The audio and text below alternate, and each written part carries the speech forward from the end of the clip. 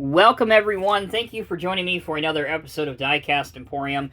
In this video we're going to take a look at another newer addition to the Diecast Masters Core Classics line of Caterpillar scale models. It is the 150 scale Cat M316D wheeled excavator. As you can see, it comes in the brown outer shipping box with the item number printed on the side, 85171C. Of course, the C denotes that this is a Core Classics piece. Now, as far as this model goes, it started life out as a Norscot tooling back around 2007, and in one iteration or another, it has been in the scale model lineup since then, through the Norscot days, and now into the Diecast Master days, and finally transitioning to the Diecast Masters Core Classics line. Alright, enough about the background. Let's go ahead and get this thing unboxed. Remove the tape at one end to remove the brown outer shipping box. Once you've done that, you can now see the box that the model comes in. Again, for those that already know, but there might be some new viewers, this style of packaging for the Core Classics was chosen to represent the parts boxes that the real Caterpillar pieces and parts come in for the real pieces of machinery, so that's why it's paying homage to that. Again, Diecast Masters Rear Replicas logo, 150th scale. These are adult collectibles, not recommended for anyone under the minimum age of 14 and up. The back of the box has a picture of the real wheeled excavator working, along with some information about, again, the said real piece of equipment. So if you want to read that, please, by all means, pause the video. For the rest of us, we're going to continue on with the unboxing. Again, like all Core Classic Series models in the Diecast Masters range, you get a Cat catalog, and I always encourage collectors to keep these. It acts as a bit of a checklist for what you have already existing in your collection, and then perhaps some models that you may want to add in the future. Finally, onto the plastic pull-apart former. We're going to pull it apart very, very carefully. Now, this model is fully assembled from the factory, so there is no assembly that is required. Once you remove it from the package, you are ready to display it. Okay, for the decals and decals chapter, let's go over some of those. Again, this machine came out in about 2007, so it has the current Power Stripe logo that would have been present to that time period. There is a yellow warning label that can be found here, the Cat logo. There are mirrors present all throughout the model, and again, another Cat logo on the boom. Moving towards the back, you can see some lights that are painted onto the rear counterweight. Here is your lifting eye assembly, but unfortunately the lifting eyes are not drilled through as they should be. But you also have a rear dozing blade. Now this dozing blade does act as a bit of an additional stabilizer to the front two stabilizers that can be seen here. So that blade is lowered when the machine is digging, and it just helps support it while it is working. The right side of the machine, again, you have another mirror assembly here. Your wheels and tires are very accurate and detailed on this machine, although some of the thick black paint does obstruct it a bit, but you can make out the lug nuts as well as the center hub. Looking at the machine from the top down, again, you can see on top where the exhaust is and where there are some anti-slip texturing on top of it.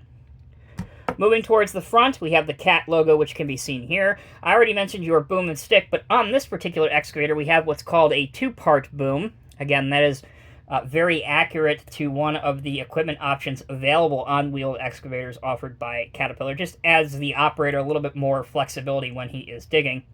On the stick, you can see a couple different hydraulic lines, as well as your auxiliary line where it would go to power attachments. However, there is no physical rubber hose, again, as there should be.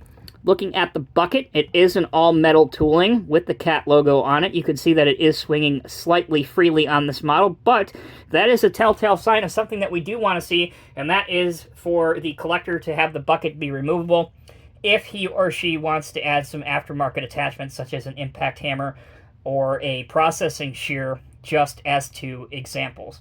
Finally, looking from the model's underside view, you can see the working front steering axle. The rear axle is fixed in position as it should, and then upside down you can see the item number, again, printed on this model, as well as the transmission shaft, which is part of the metal tooling. That will do it for the decals and details. When we come back, we'll go through the model's functionality. Welcome back, everyone. Thanks for sticking with me. As I said before, this excavator has wheels, and the advantage of having a wheeled excavator versus a steel track machine is that these are a lot more maneuverable in urban environments. So if you're doing some minor roadworks or some sewer work, for example, you don't need to worry about the steel or the metal tracks damaging the asphalt surface that you're working on. Plus, again, you have the added factor of increased mobility and maneuverability when you're in a congested area. So that is one of the reasons why wheeled excavators are still very popular, especially in the European market, but also here in some states, in some cities in the United States. Okay, I mentioned that the front wheel does have a bit of steering. You can see my finger moving that.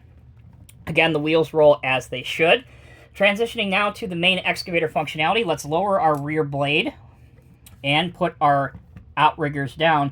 Again, the outriggers are metal, so the cylinders that are part of the tooling, they actually do support the model quite well, which again is something I personally always look for. Now we'll move to the boom and stick. You have to be really, really careful with the bucket on this model.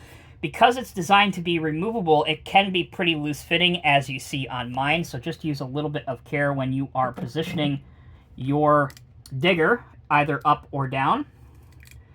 And for this part of the video, you can see that you can get a pretty decent digging angle, and it goes down to a realistic depth. So that is something that, again, I always look forward to, and that is good to see. Now, at the other end of things, if we wanted it all the way out, again, the cylinders will start to bleed down just a little bit, but it passes that test in the fact that it does hold itself. Now, bringing it in a little bit closer, so if you wanted to have the machine driving around the city, we can do that as well. We will fold up our outrigger legs, move our bucket to a tucked-in position, or at least as good as we can get it. There you go. And now you can drive the machine around and rotate it wherever you need to do so. Okay, the last bit of functionality that I think is a big selling point for this model, and again, because this is in the Core Classics collection, these are offered at a slightly more affordable price point, so it should appeal to a wider range of collectors than some of the really high Highline series models may. But again, sticking back to the topic, let's go ahead and quickly remove the bucket. As you can see, you pull down and then you pull out, just like that. And very, very quickly, you can then put on a series of other attachments that you can buy on the secondary market, or perhaps some of the other Diecast Masters attachments that come with the Cat backhoes, for example. I believe they would fit on here quite well. Okay, before we end the video, let's see what this looks like in a transport mode. We've already gone through the basic functionality of the boomstick and bucket, as well as the main excavator. How would this look like if you are transporting it on a trailer? Here is a tag-along trailer, again in 1/50 scale, the exact same scale as the excavator. And we'll bring in a Diecast Masters Western Star dump truck, hook the two up, and very quickly you have a pretty impressive transport series load that you can pose on your shelf or headed to the job site on your diorama. In closing, the Diecast Masters Core Classic Series Caterpillar M316D wheeled excavator is a really, really solid model, and it is priced affordably as well. We love seeing the ability for the bucket to be removable. Again, it would be nice for the operator figure to be removable, but unfortunately that is not designed to be the case with this model. However, of course, you could disassemble the entire thing and remove him by hand if you would like to.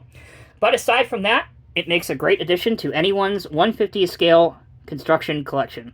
Thank you all so much for watching. If you like this video, please leave it a like and leave us a comment down below. If you're new here, please hit the subscribe button so that you never miss another Diecast Emporium video. Thanks again for watching. Until next time, take care, be well. I'll see you in the next review.